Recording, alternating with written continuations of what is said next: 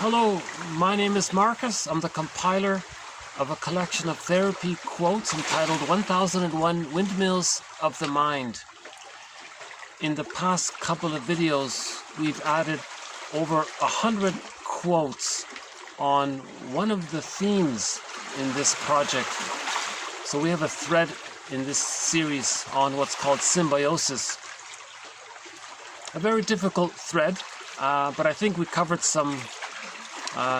If anyone reviews the quotes posted in videos from TQ 1404 up to the present, they will find a number of quotes on symbiosis, a key but very difficult concept.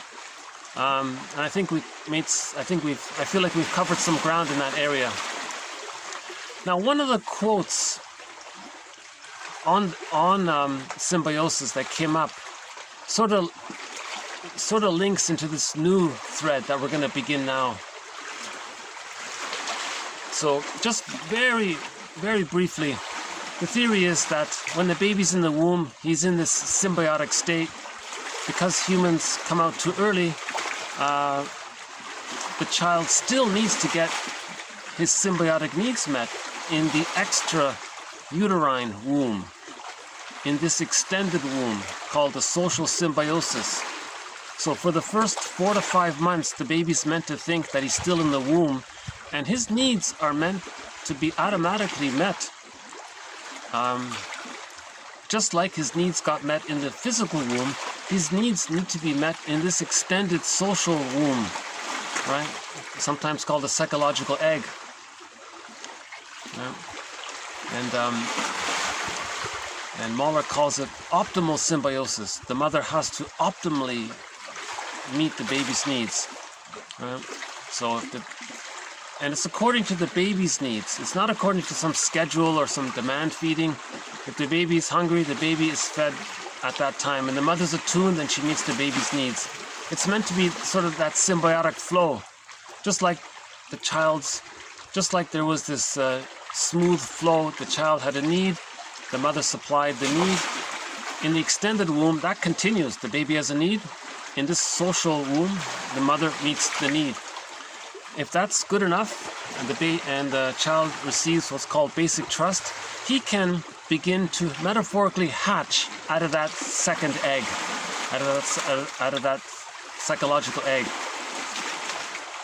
So just as the baby was nourished in the physical womb, he felt safe enough to hatch, and he's fine. Similarly, the child enters into this second egg called the psychological egg. If his needs get met there, then naturally he's going to hatch out. Now, this hatching out process takes over 2.5 years. It's not sudden like the biological birth. But the key point is the baby needs to get his symbiotic, his social symbiotic, his extended symbiosis needs met during that stage of symbiosis. If he does get that, he feels safe enough to hatch out. Now, when he starts the hatching out process, he then goes through what's called the separation individuation process up to the age of 3, reaching the psychological birth. You see? So Mahler says that the psychological birth of the child doesn't automatically take place with the biological birth, that there's this process called the separation individuation process. But for the child to go through the separation individuation process, he needs the egg, the psychological egg.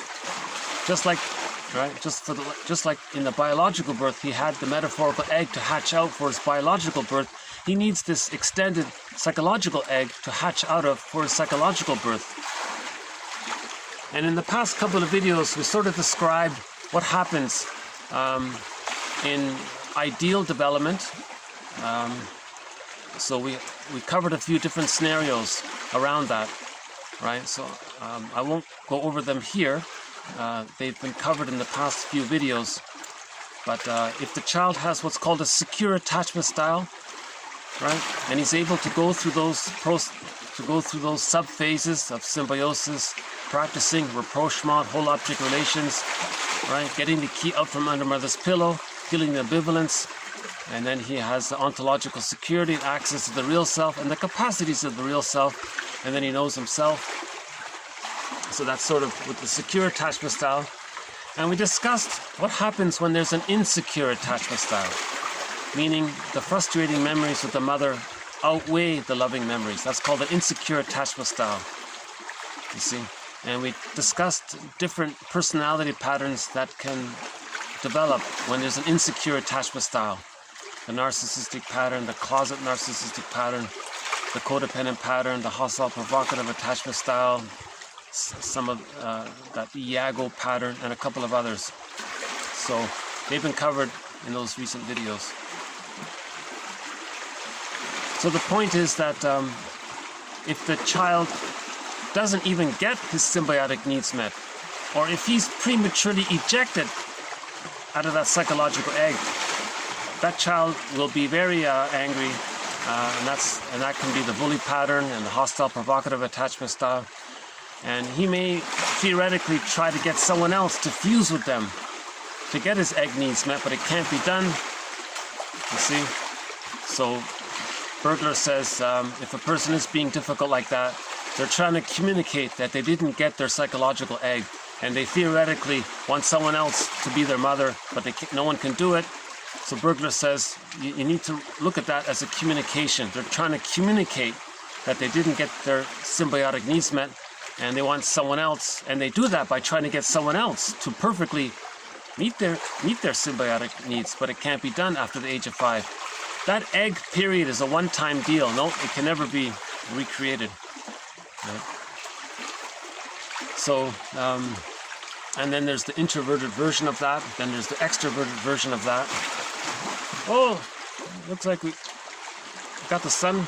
Let's see. Yeah, okay. Hopefully it shows. If we're lucky, we'll be able to see the sun set here, depending on how this camera... I'm still trying to figure out how this contrast thing works.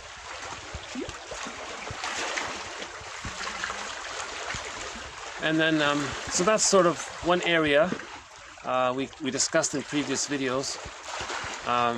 If the child is stuck in what's called a negative symbiosis, meaning the child is fused with the mother, but he can't get out.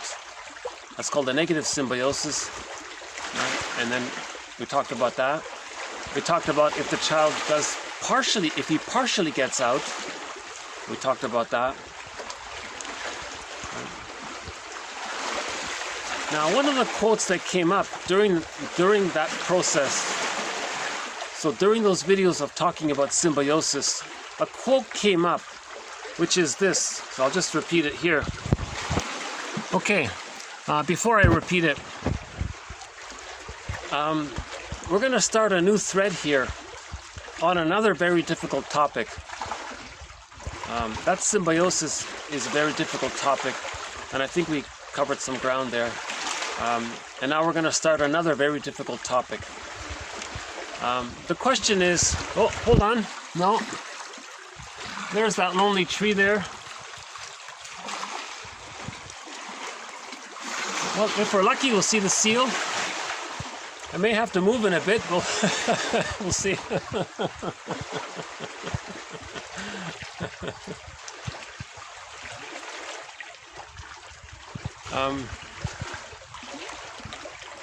So this new thread, about 150 years ago, someone came up with a term to describe something.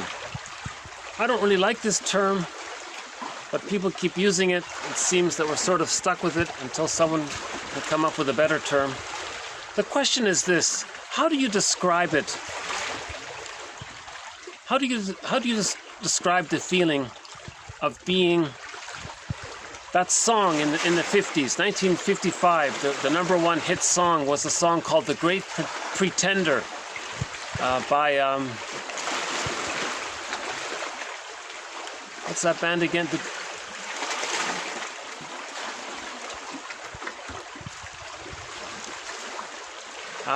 There's a band.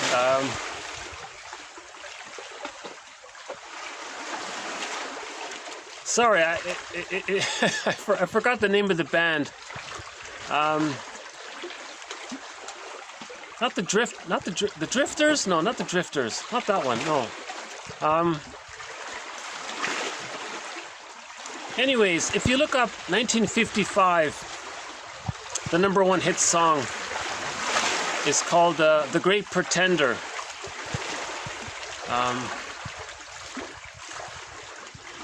Now, a few famous people have also covered that song. But in that song, it sort of described this feeling where a person feels like a great pretender. They feel like an actor in life. They don't feel fully present. They feel, they know they have feelings, but they don't feel fully connected with their feelings. So they feel a little unreal, they say. He's disconnected from his full feelings. And how do we describe that? What term, what jargon can we create to describe this feeling of feeling maybe a little bit like an actor, like all the world's a stage and he's an actor? Like that feeling of being a little estranged from our feelings or disconnected from our feelings. What term do we have for that, right?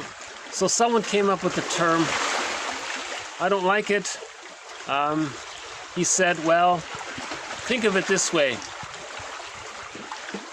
If you're disconnected from your personhood, if the child has trauma and he can't feel his feelings, it's like he's disconnected from his selfhood, his personhood. So let's call that depersonalization. That's his jargon for it, where you feel a little away from your personhood. It's not a great. It's an approximation. I still don't like it, but anyways. So we had a quote a couple of days ago, which tried to describe why a person might have this feeling of depersonalization. Right? And his theory was that it may be due to symbiosis. It may be connected to unmet symbiotic needs. If the child is in the symbiosis, remember symbiosis is the child's sort of hallucinatory or delusional, omnipotent fusion with the mother. Right? So the child and the mother are one. The child's vitality is entered into the mother's vitality, and it's all one there.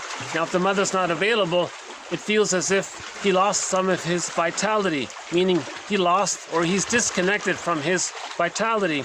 So he feels a little, oh, hold on. No.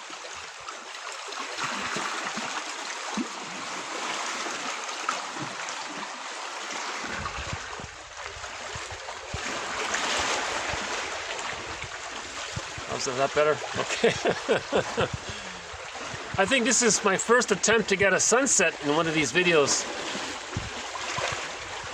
If it doesn't work too well, I'll try again in another video. So, okay, so here's the quote.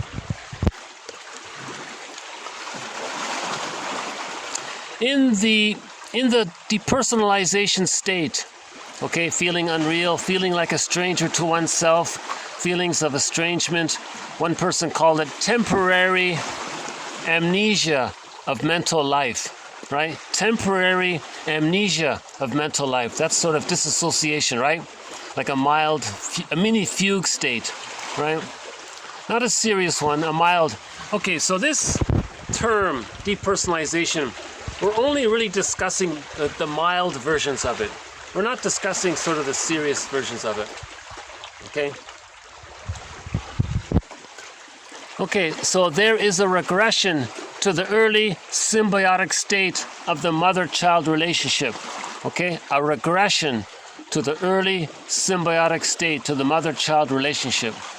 Now, during the early mother-child symbiotic relationship, the periodic absence of the mother is experienced as a loss of narcissistic cathexis by the infant, meaning the baby experiences a loss of his vitality, okay?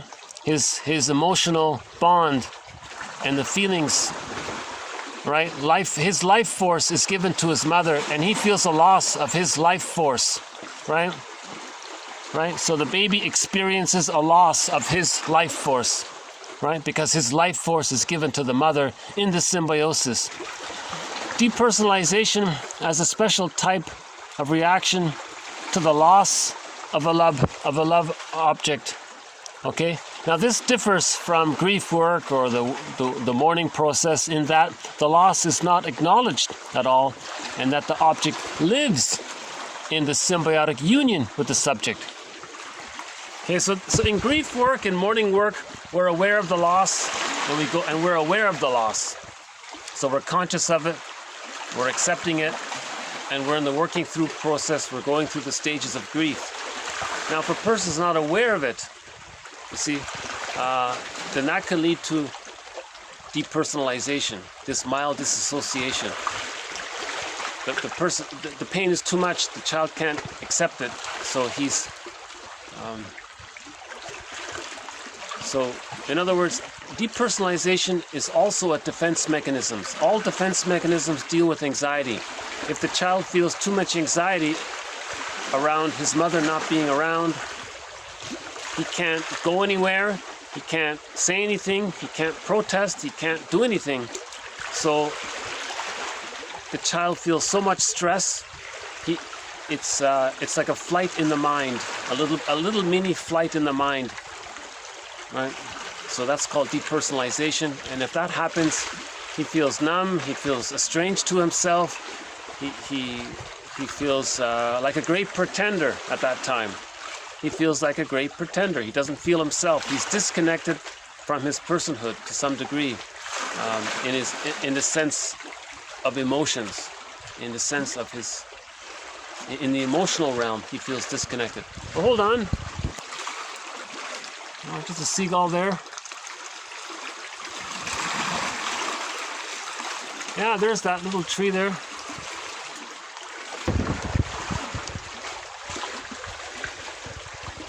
What are we doing here? Okay, so again, the child's vitality, his or her life force is put into. The baby must bond to the mother. In the bonding process, he gives his life force and his vitality to his mother in this bonding process. If the mother's not available, he can't handle it. His response to that pain is flight in the mind. He disassociates. Okay? Now, this term, disassociation, is a broad, general term. So one specific form of disassociation is what we're calling depersonalization, right?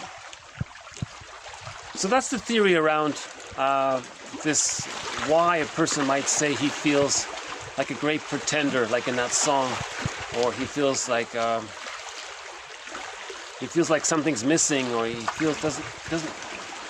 He knows he has feelings, but he's not aware of his feelings. That kind of self-estrangement, or this self-alienation, whatever terms we want to use for it. The ineffectiveness of the client's defenses against his symbiotic loss, okay? So if the child experiences a symbiotic loss, okay? So if the child didn't get his symbiotic needs met, or if he's in a negative symbiosis, right? That's a symbiotic loss in terms of not getting his optimal positive symbiosis needs met. Now in later life, if a person sort of recreates that with their partner, or they get married or something, and that person's not there, they feel like a symbiotic loss, then the person will feel derealization around that. And the other part was, okay, the person suffering from depersonalization, okay, loses his ego. So in other words, the ego can't handle it. So if the ego is not available to be conscious of this, if the ego can't perceive it, can't contain it, can't understand it, because the emotions, the psychic pain, the emotional pain, the relational pain, the interpersonal pain is too great, the baby has that disassociation there, this depersonalization.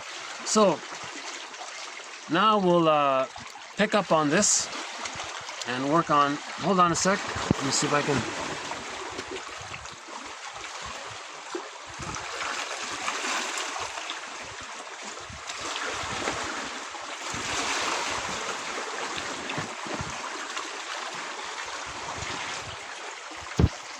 Okay, so we'll begin now. So we'll begin with these quotes here. So we're doing TQ 1473 to 1494. Okay, so this first one here, 1473, is sort of picks up on that previous quote just mentioned, right? Okay, the anxiety-ridden task of intercommunication that faces the baby at the breast may result in the experience of depersonalization, brought about by excessive projective identification in which, in fantasy, the self is located in other objects externally. Okay, so this is sort of an elaboration of it. We have a thread in this series called projective identification. If the baby is not getting his needs met, the baby wants to coax his mother to feel what he's feeling so that the mother can respond. Right? Oh wow, okay, so I'm gonna figure this out. I'll learn how this works with the son here. So the baby has a need. The mother's misattuned. The baby is gonna give more of his life force, more of his vitality to his mother to try to communicate to his mother of what he needs. That's as if, metaphorically, the baby's giving more of himself into the mother, into that fusion. So he's giving more of himself, right? Because the more unavailable the mother is, the more frustrating the mother is, the more rejecting the mother is, the more, right? The more the baby needs the mother, the more the baby clings to the mother and gives to the mother and tries and waits there and to get her love. You see, the baby has to get his symbiotic needs met. So projective identification means he's what it is that's about him that he can't handle, he somehow sees it infused in the other. He wants, and he's trying to get his mother to identify with it, so to speak, so that the mother can get the message. Right? Now, if there's a trauma there in this area where the mother's misattuned, in later life, if a person has a close relationship and that partner is absent, they may feel some of that depersonalization. Right? That's the idea around that. Okay, the next one here. The intrapsychic struggle to obtain separation from her mother resulted in states of detachment from others and self, and sometimes in feelings of depersonalization. Okay, so the original scenario is the baby didn't get his symbiotic needs met. So he's going to feel more deep. He can feel deep. He can have that defense mechanism of depersonalization. Now let's say the mother and the baby are fused, but it's a negative symbiosis. The baby can't escape it. He can't leave it. Normally, the baby would begin to hatch out at the age of 5 months. You see? If the baby's in what's called a positive symbiosis, if the symbiosis is positive, optimal, positive, then the baby can hatch out. The baby gets basic trust, the baby gets nourished psychologically, he feels safe enough to hatch out. Just like in the biological womb, the baby was nourished and the baby grew, he felt safe and strong to hatch out and be born. So in a sort of a similar way, in the psychological egg, if he gets his spiritual, emotional, psychological needs met in that psychological egg, he can begin to hatch out. But if it's negative, if the symbiosis is negative for whatever reason, as discussed in previous videos, and he can't hatch out and he's stuck there, then he may experience depersonalization that way. Or if he develops the narcissistic pattern, and in later life, if he doesn't get his narcissistic supply, if he doesn't put others down, if others don't think so highly of him, he may get that feeling of depersonalization, right? So that's what this next one here is.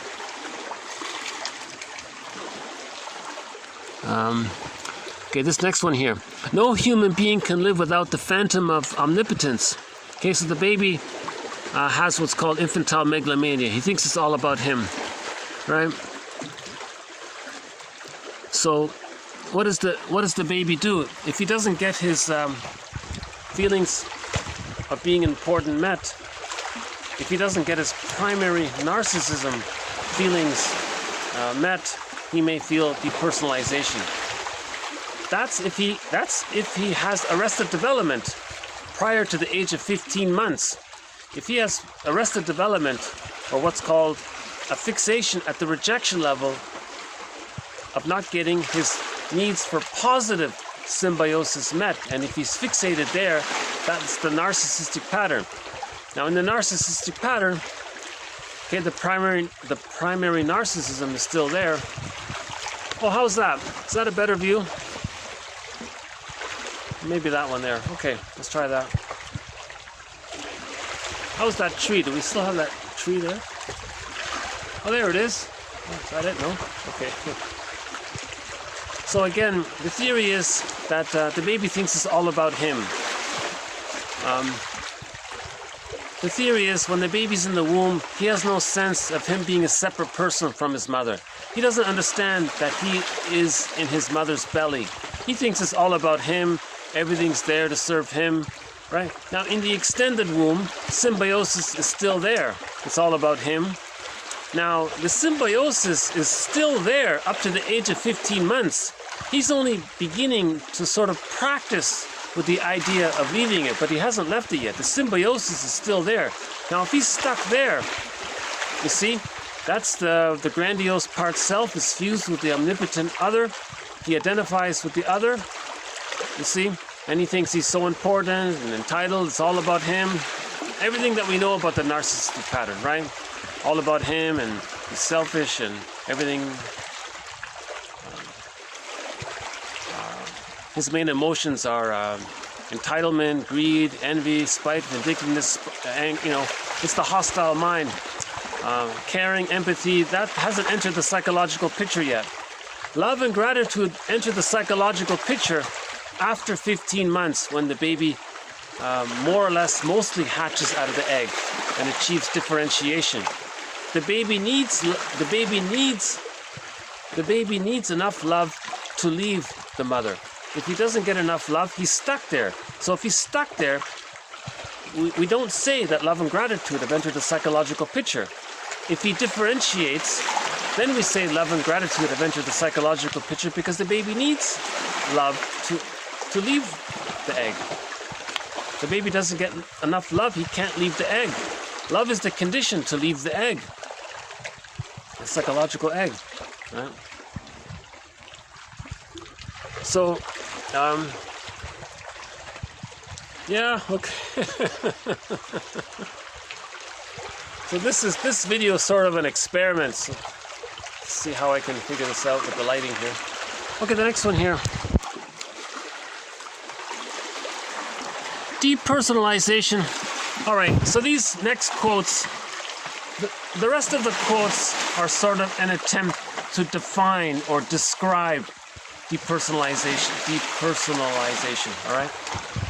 Okay, depersonalization and his cousin there, Derealization, involve a disconnection with some aspect of experience.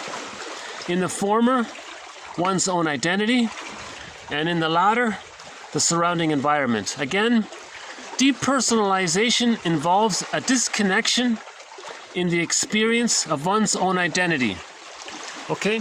Depersonalization involves a disconnection in the experience of one's own identity. In contrast to this other jargon, derealization means you feel some disconnection of your experience of the environment. So in depersonalization, you feel estranged to yourself, but in derealization, you feel estranged to the environment. So in depersonalization, you feel like the great pretender, the actor, right? In derealization, you think you acknowledge the reality of the outer world, but emotionally it's detached. That's what he means. Okay, depersonalization, or loss of the sense of reality as it pertains to the self. Okay, so that's maybe the best definition of it. Depersonalization, or loss of the sense of reality as it pertains to the self. Okay, compare that with derealization. Derealization is loss of the sense of reality as it pertains to the environment. Okay? Depersonalization, okay? An absence of I feeling. An absence of, quote, I feeling. Who am I? That sense of self feeling, that who am I feeling. Okay, if there's an absence of this I feeling, we're calling that depersonalization. Depersonalization and derealization, which involve feelings of being an actor on a stage, or that life is make-believe, are in effect the basis of his paintings. Okay, this author here was talking about somebody's paintings. In the paintings, his interpretation of this man's paintings was that the person sort of had a slightly vacant look, or he was daydreaming. So he called that, he said that maybe the artist was trying to describe depersonalization, or the feeling of feeling like an actor. And in the painting, the environment had a sort of fuzzy look, and he said maybe the artist was trying to describe this concept of derealization. Yeah. Difficult topic, right? Difficult topic.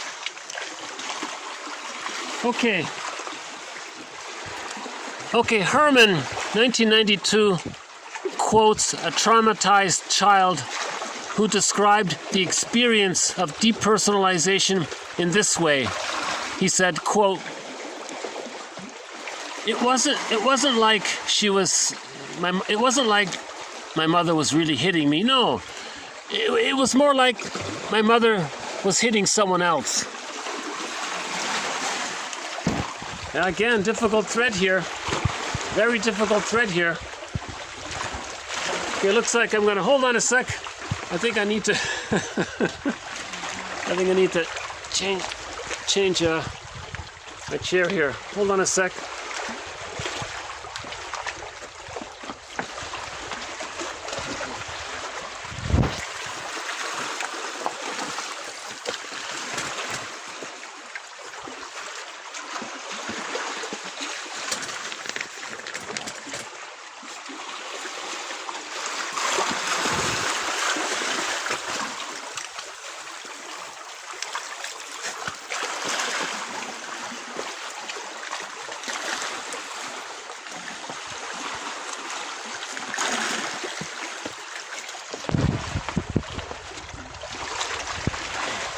Okay, so let's see if I can maybe get a few minutes here. I may have to move again soon. Yeah, the tide comes in fairly quickly. This child, yeah, I was I was very surprised and sad about this quote. The story was the mother was physically abusive towards her child, and the child reported it to the therapist by saying, "Oh, you know, when mother was doing that, I didn't think she was doing it to me. I thought she was doing it to somebody else." Wow, you know, so that's called depersonalization. That was his coping mechanism to deal with the pain. Right? He couldn't flee, he couldn't run away, he couldn't shield himself. So there's a kind of flight in the mind, they say, like a mild fugue, a mild disassociation. Right. So that's a very sad quote, but we can learn from that. Okay, the next one here. Okay, long after the traumatic events have ceased, he continued with feelings of depersonalization in the form of a subjective sense of feeling unreal, strange, unfamiliar to himself. So he's saying here that depersonalization can be a symptom of PTSD. If the child has this developmental trauma, this relational trauma, this fixation, right? He may have a mild degree of that his whole life. The child may have a mild degree of this depersonalization his whole life. How's that? Okay. So we're all familiar with the symptoms of PTSD. But I noticed this one doesn't get included in the list of the symptoms of PTSD. Usually it's irritability and hypersensitivity and so on. But what about this one here? He's saying, yes, it can be.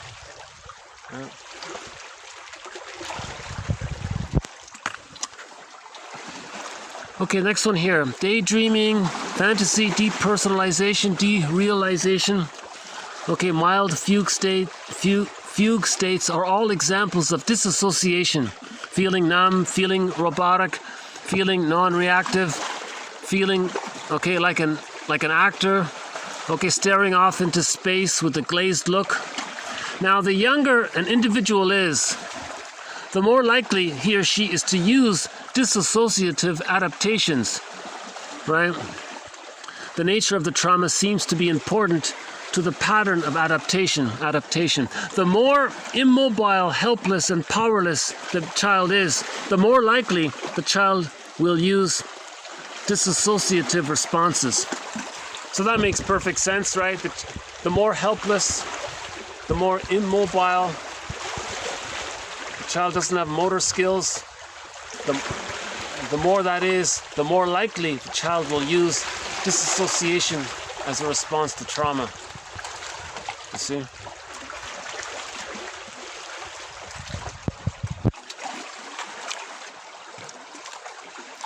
The client says he experiences what might be described as mild depersonalization in social situations which are not flattering to his vanity.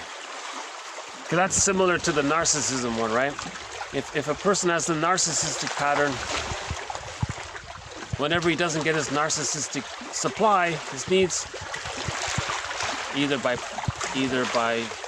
doing to others what his mother did to him, or somehow one-upping himself in some way, then he may feel this feeling of feeling unreal. Now, this feeling of feeling unreal can get masked over, right?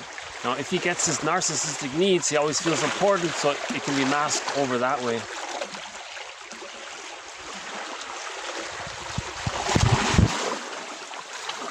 Depersonalization can at times be regarded as what we might term a minor fugue, in which the personal identity is partially lost, right? A minor fugue in which the personal identity is partially lost. Yeah, well, that's a good one. Depersonalization, feelings of unreality and estrangement. The client may complain that there is an invisible barrier shutting him off from the rest of the world, or that he is in a different world or even on a different planet. he may also say that when he looks in the mirror, he doesn't recognize himself. He feels strange to himself. So he had a client here who said he feels like he's living on a different planet. Right? Didn't Star Trek have an episode about that? The guy said, I feel like I don't belong here. I feel like I'm on a different planet. So that's in reference to depersonalization. Or the other one here, he looks in the mirror and he says, who is that? Is that me, really? Okay, to what extent, yeah, he may intellectually understand it's him, but maybe emotionally he feels a little detached, right? Okay, his personal identity is partially lost, he said here. Okay, to what extent may we theorize something like emotional eating, not so much as a defense against anxiety, but as a search for some equivalent, an anxiety equivalent, right? So, Laughlin was saying depersonalization, he calls it an anxiety equivalent, meaning a defense against anxiety equivalent. A defense against anxiety equivalent. So we use a defense mechanism as a defense against anxiety. He says depersonalization is an equivalent of that. Subtle thought there, right? So if the person restores his sense of fusion, maybe he eats the chocolate cookie, he feels better, he relives some of that fantasy of returning to that blissful state, recreating that imagining of being one with the other through the disassociation. Let's see, disassociation would be in response to trauma around symbiosis. So if he recreates that somehow, maybe he's sort of subtly getting in touch with that unmet symbiosis. A difficult concept, not sure. We're just starting up. This is early. These quotes are sort of early in the thread. Usually by the end of the thread, things are more clear. Okay, Pierre Genet believed that fatigue, exhaustion played a role in diminishing what he termed the mental synthesis, or right, which was maintained by mental energy. Mental energy, he means vitality, life force, right? Mental energy, right? So mental energy leads to the personal synthesis, psychosynthesis, mental synthesis, right? Now, if you lost your emotional energy, then your mental synthesis is diminished. That's what he means, right? A strong mental synthesis was implicit to good, or is implicit to good general emotional health, mental health, psychological health, mental hygiene. If the synthesis is diminished, okay, a malady of the personal synthesis, if there's a malady of the personal synthesis, then integration falters. And as a result, we may feel depersonalization, right? So he's saying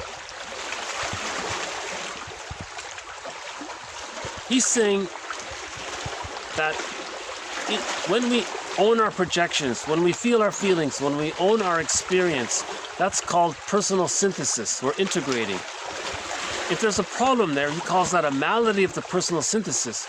When there's a malady of the personal synthesis, means the ego is weak because of the pain is so great, then the mental energy or the vitality goes into those painful memories, goes to those ghosts. Yeah.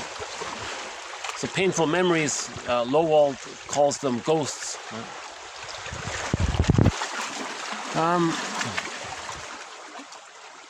Okay, depersonalizations. Feelings that one is no longer himself, that he is changed, that something about him is different or strange. Since depersonalization may almost directly replace anxiety, okay, it can perhaps be regarded as an anxiety equivalent. Yeah. Depersonalization is an emotional symptom of disassociation, or depersonalization is an emotional escape route, an affective escape route, right? How do you escape? The emotions escape. Now you know the situation is real, but your emotions escape. So there's a split between body and mind, so to speak, right? Emotions and thinking, feelings and thoughts are sort of split, right? In depersonalization, there's a split between the self-feeling and time perception, right? Time perception, right? In the unconscious, it's timeless, right? When there's trauma, it's timeless. A defensive use of the mechanism of identification with the aggressor may lead to the symptom of depersonalization. You see, that's a good follow-up to the narcissistic pattern. In recent videos, we discussed the narcissistic pattern. If you'd like to know more about this narcissistic pattern, can I refer you to the past couple of videos? Because the main mechanism that the child adopts to deal with persecutory anxiety, of the negative symbiosis of the tar pit with the mother, the abandonment depression, the child can't handle all that pain. He gives up and identifies with the aggressor. So the child thought that the mother was devaluing him. The child thought that the mother was exploiting him, using him. In the narcissistic pattern, the child identifies with the aggressor. Now in future life, he devalues, puts down others, exploits others, to communicate that when he was a child, that his mother did those things to him. You see? In the oh, hold on. That looks not bad. Yeah, I got a nice little sun there.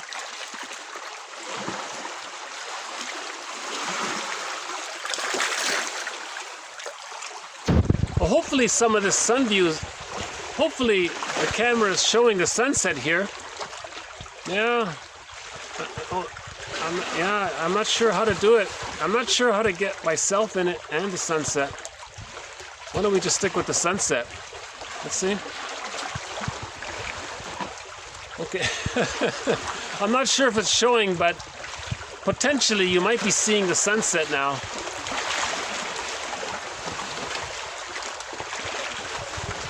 Okay. So the narcissistic pattern, part of it is the mother is the giantess in the nursery.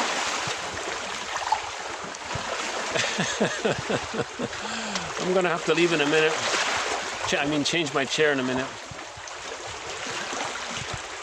In the beginning, the child is himself. The mother is the giantess.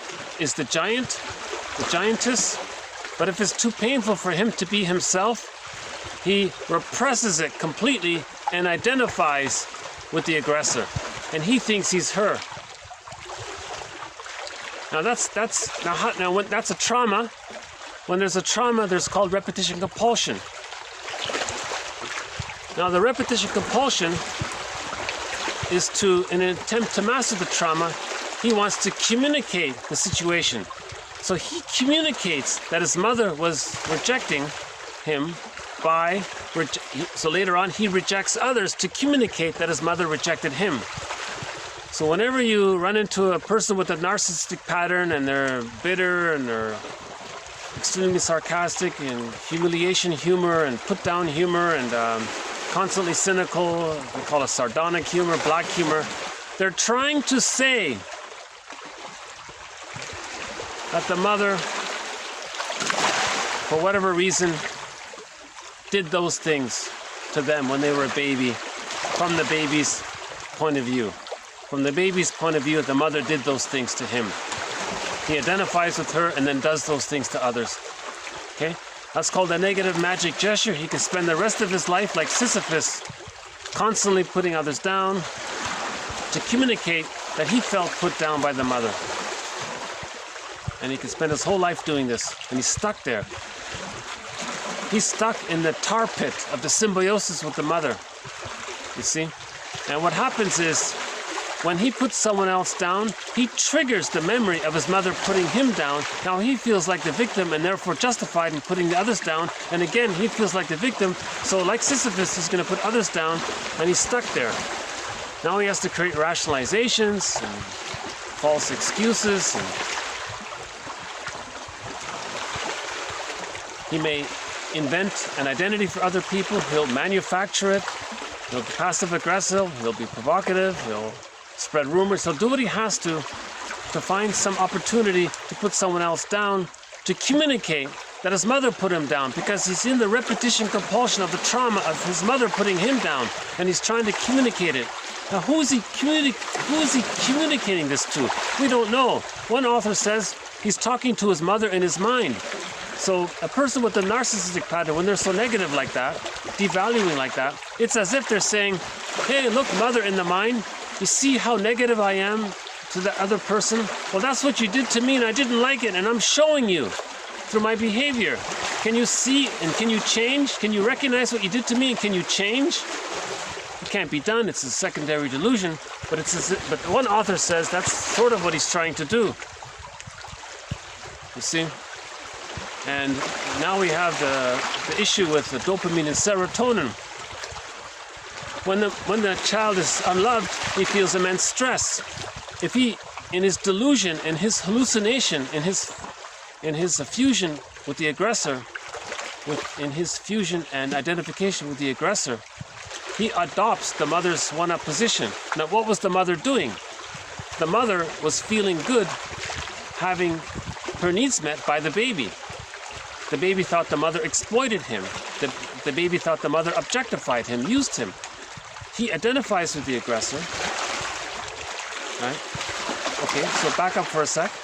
The theory is, if the mother is feeling better by using the child, she feels safe. When the person feels safe, the brain sends the person serotonin. That's the feel-good chemical. Now, if he identifies with that, in order for him to feel safe and therefore serotonin, he puts others down, just like the mother put him down. That's called Schadenfreude. So Schadenfreude becomes the chemistry of the narcissistic pattern. One quote was, Schadenfreude is the fuel of narcissism. And he's stuck there like Sisyphus. That's a pathological joy. It's not a healthy thing. How's that sunlight coming? Oh, there, I can see it. I don't know if you can see it, but there's a nice little sunset coming along. Let's see. Yeah.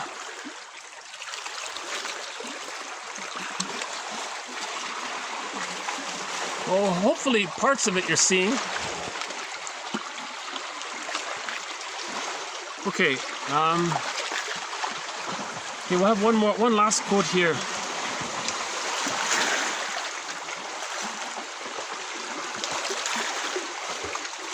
In Derealization and Depersonalization. Okay, so this is TQ 1494. In Derealization and Depersonalization, the subject has a sense of change in himself. Okay?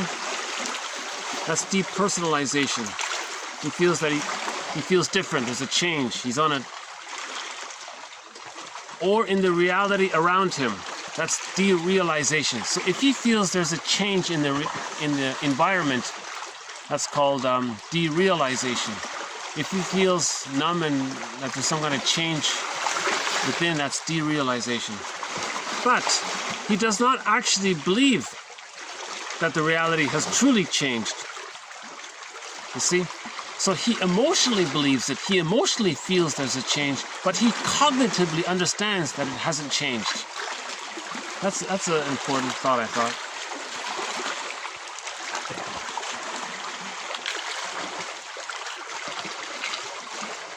I'm trying to remember that band who sang that song called The Great Pretender. Oh my goodness. I think there were 4 men and 1 woman in the band.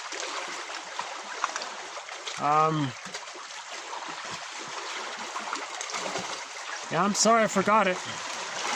But I remember it was the #1 song of 1955 called The Great Pretender. And he was saying he feels like this actor on a stage. He feels like he's pretending through life. Like life is a dress rehearsal. He doesn't feel present, that kind of thing. And a number of famous singers have covered that song. So,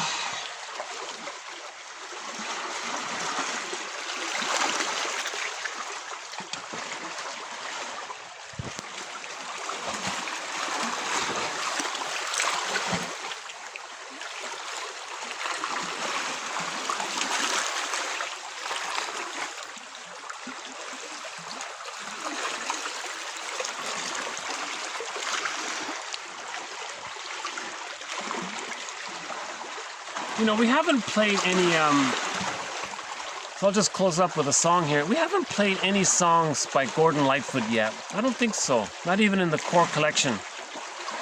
I have one sort of cover. One band did a cover rendition of one of Gordon Lightfoot's songs. So I thought I would play this cover song of it.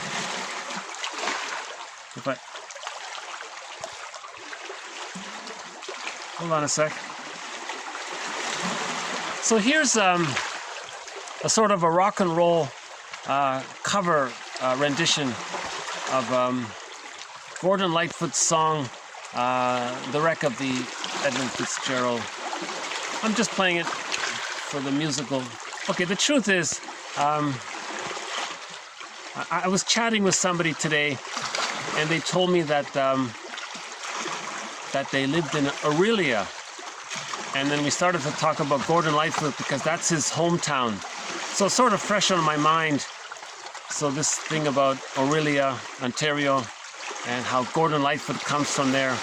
And I thought, oh, okay, I have one of his songs, a cover of one of his songs.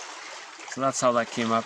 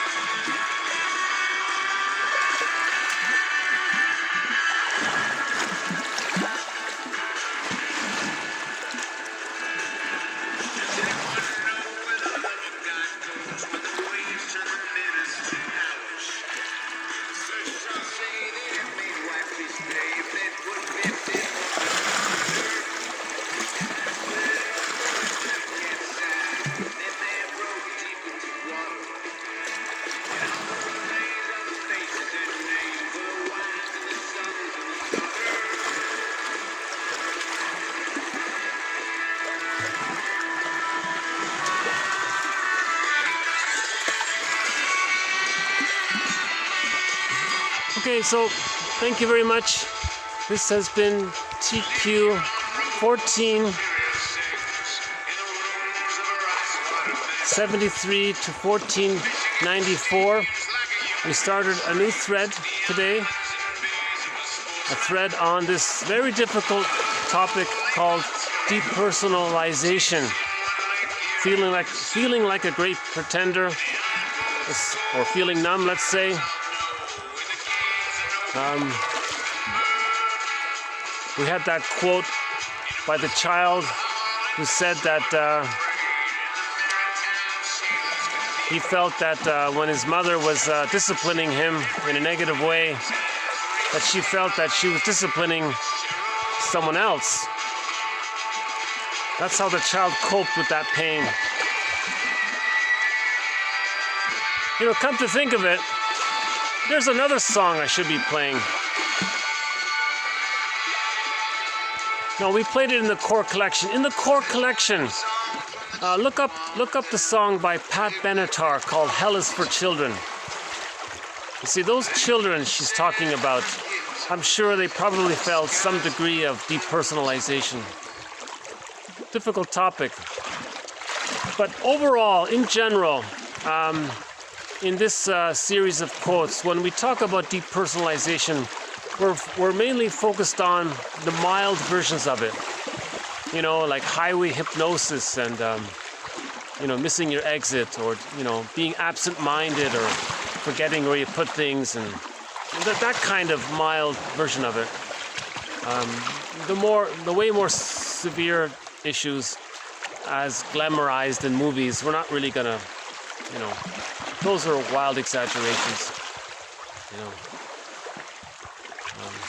Extremely rare if it is even based on even a single case or something. But you know, some of these extreme stories, they maybe, you know, make a point about it to understand something in general terms. Yeah. Well, we got a partial glimpse of the sunset. Yeah. I'm gonna try again in later videos.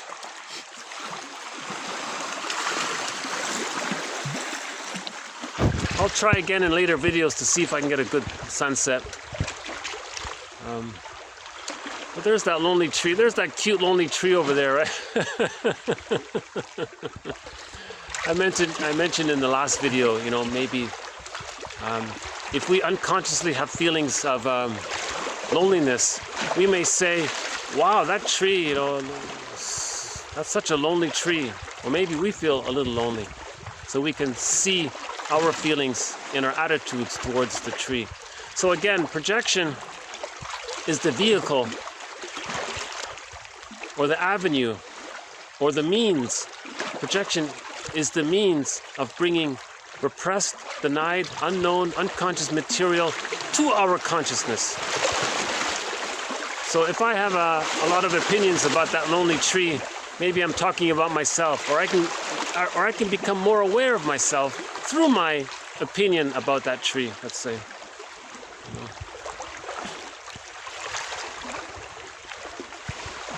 Like that, like it works in a positive way too. Like that heron. You know, I have a lot of positive thoughts about that heron, and I think, well, maybe it's repressed in me. Maybe I'm not aware of that potential in me, right? So that's why I maybe idealize the heron a little bit, you know. Because I want to be more like the heron. I want to be more centered and calm and graceful and relaxed and poised and perfect posture and all that, right? Well, I guess I'll just leave it here. All of the quotes are posted below.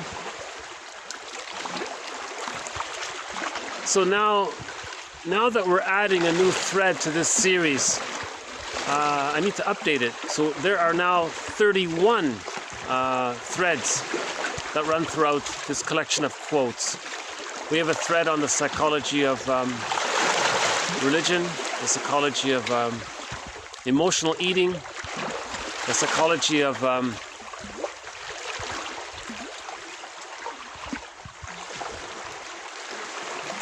around different personality patterns that spring out according to where the fixation takes place. Right? We have a thread on what's called the stinger and the clinger in relationships. And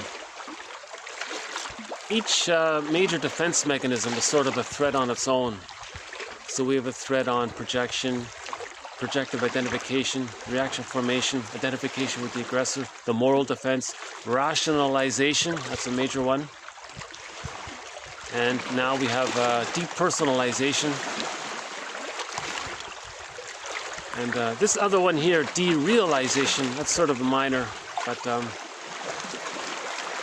we'll focus on depersonalization.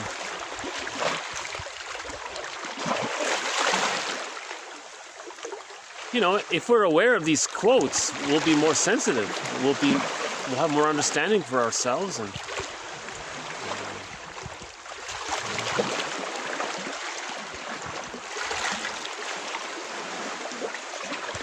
again, this entire project of quotes is an attempt to be our own caring witness, because grief is healed when it's witnessed by a caring other.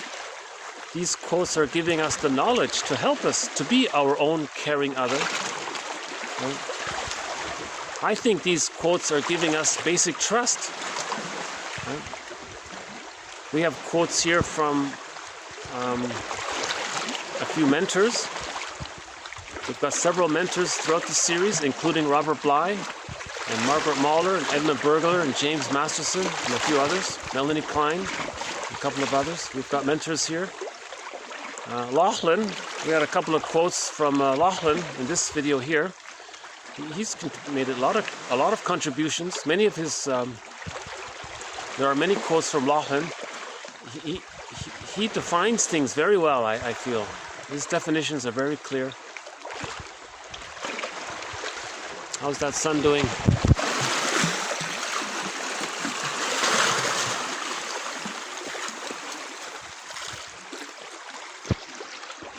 So,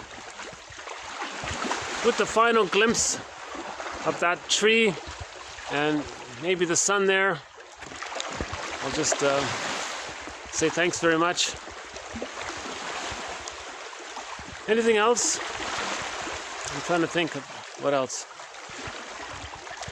Those last few videos, in particular, I think were not bad about symbiosis. I think that's a very important thread. It's not talked about much. You know, one thing about this collection that I like is that some of the topics covered in this collection of quotes are not discussed by anyone, really. I don't hear anybody talking about Edmund Burglar's work. Edmund Burglar is the #1 most prolific author of psychoanalysis direct into the English language.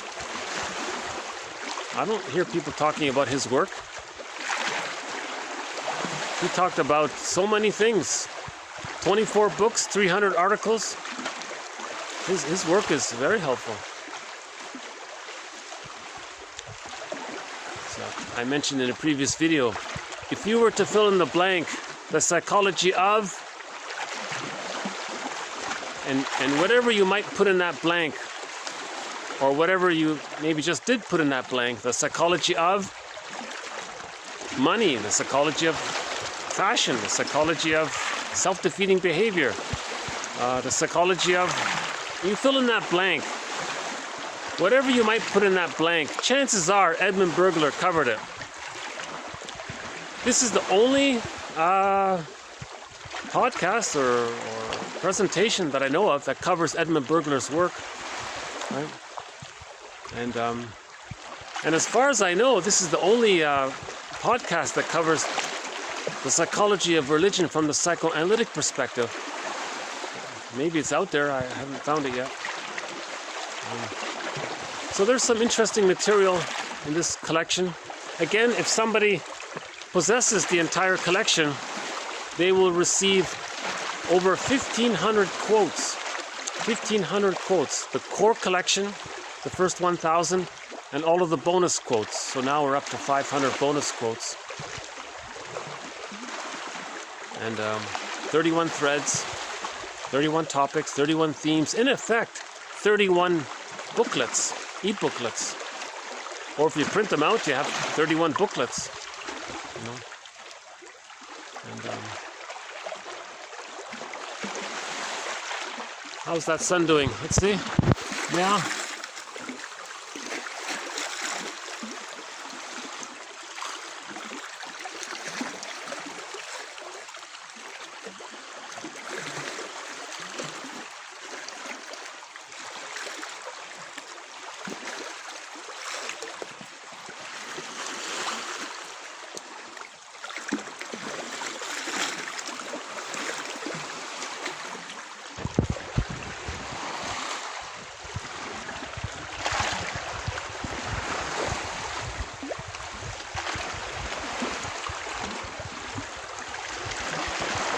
So we're trying to heal from our memories, right? We're trying to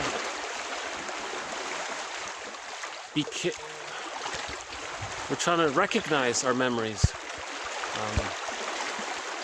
Our memories are connected to a kind of weaving. And Chris Berg, is it Chris Berg? No, Charles Berg says you want to unpick those threads around the traumatic script and use those threads, right, to weave the healthier pattern, the adult pattern, the I'm okay, you're okay pattern. So we have to recognize those threads. We have to. Lowald calls our painful memories. Yeah, I mentioned earlier. He calls them ghosts. And he says you wanna convert the ghosts to ancestors. If you convert the ghosts to ancestors, they become like mentors, and then you're free. You're emotionally free. The ghosts want to be recognized. They want witnessing. They want to be seen. These quotes are helping us to see the ghosts. Lowald's metaphor is that there's a whole clamor of ghosts going on in our unconscious. So these quotes are helping us to,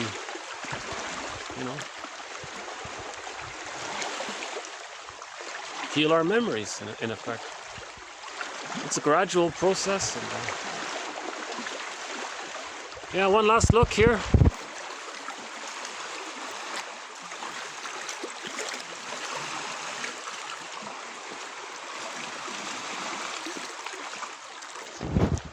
Okay, so thanks again. We'll have more quotes soon, and if you do send in any kind of donation, thank you in advance. It's much appreciated. I don't often ask for it, but the link is below, and it would be helpful. Yeah. There's that tree. There's that tree. It's interesting, on each end we have that tree. On that end there, and on that end there. Yeah.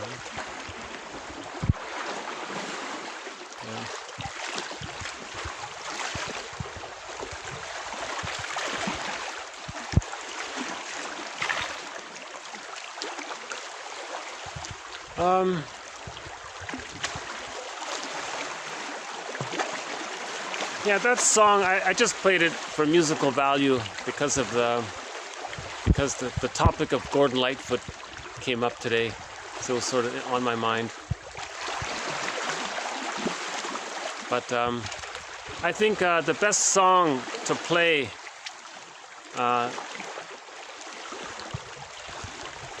I'll look it up when I get home. I'm still trying to remember the name of that band.